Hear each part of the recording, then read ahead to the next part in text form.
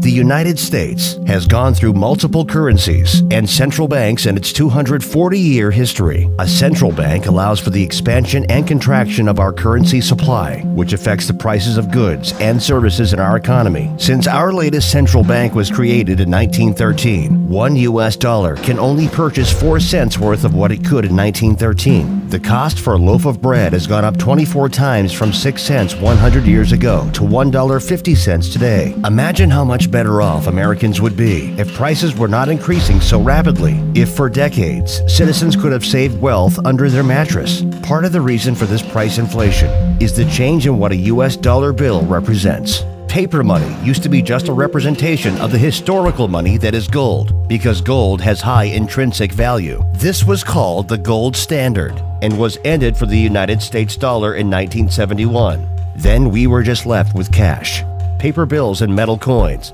Today, only 8% of the world's currency exists in a physical cash form. The digital revolution has made money ever increasingly become more virtual and less physical. With the invention of the internet came some attempts to return to gold-backed currency by representing gold digitally. 2 of such attempts were called e-gold and gold money. The gold-backed digital currency, e-gold, gained some success, with $2 billion in transactions processed at its peak for the 2008 year. This and similar currencies were a challenge to America's monopoly on money, which they will fight tooth and nail to maintain. E-gold transfers were suspended, and they were prosecuted under the USA Patriot Act. Gold money's progress was also halted under government regulations, stopping money transmission from user to user. Revolutionary currencies like e-bullion and Liberty Reserve were also run out of business. The U.S. Treasury and Department of Justice stretched the definition of money transmitter in the USA Patriot Act to include services not even transferring U.S. dollars. No digital currency created yet was safe from censorship.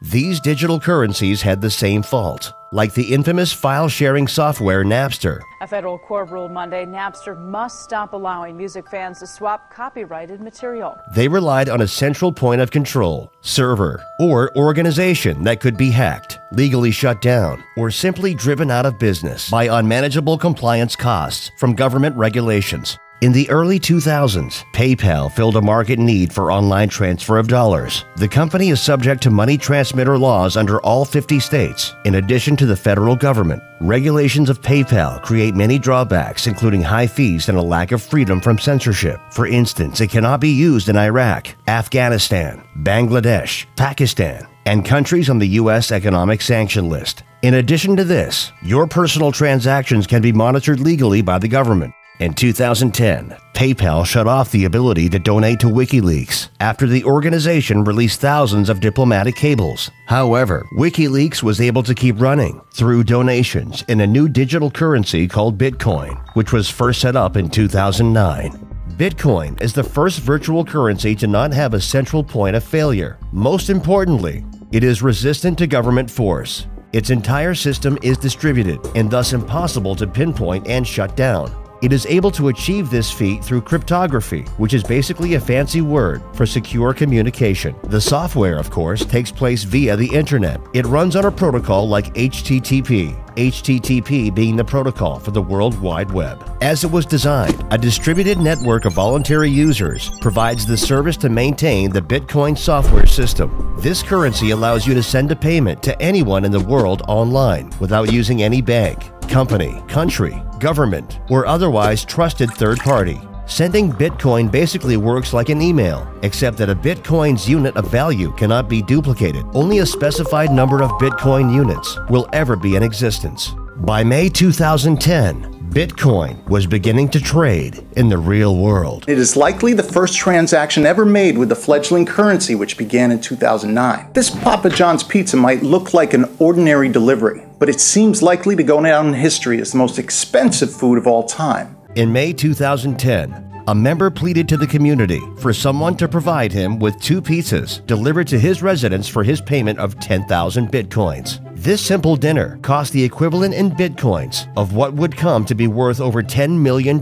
by December 2013. This is how fast the increase in its number of users and recognition has been. Online exchanges have been providing the trade of bitcoins and dollars for years, though many have closed from site security issues and lack of complying with government regulations. Mass adoption, however, will more easily happen from a recent trend that is growing fast. Now, if you haven't heard of Bitcoin yet, it is making international headlines and changing the way we exchange money. It is the first of its kind in the world, and today the Bitcoin ATM was unveiled right here in San Diego. Bitcoin ATMs are deploying worldwide, allowing the sale of bitcoins for cash and cash into bitcoins at physical locations. This machine changes it all by allowing users to get cash out or make deposits to their accounts. There are already such machines in Boston, Massachusetts, Austin, Texas, Mountain View, California, Vancouver, Canada, and Tijuana, Mexico.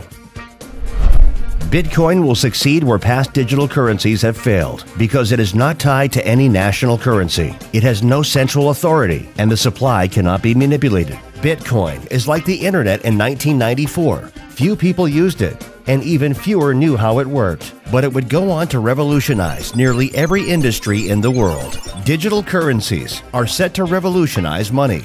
Billion-dollar companies are among the 60,000 already accepting Bitcoin, and the list is growing rapidly. Money can now be sent worldwide to wherever there's an internet connection. We are truly in the era of the first global currency.